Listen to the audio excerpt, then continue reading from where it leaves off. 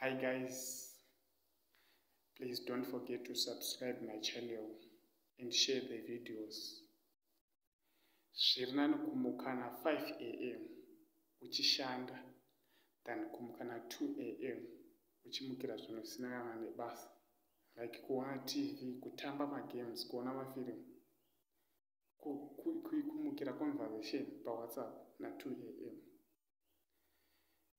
Vechidiki vakangwara, munhu akangwara, zvaungatoita kushandisa nguva, gonai kushandisa nguva, gona kushandisa nguva, nguva iri kuenda, mukana wawaniki, nguva iri kuenda ichienda mberi, haidzoki kumashure.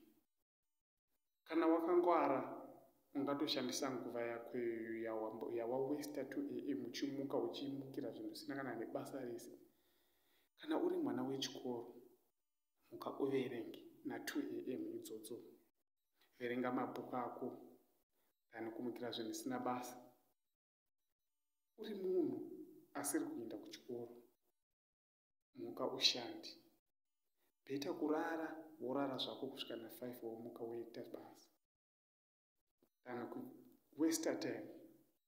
Please guys,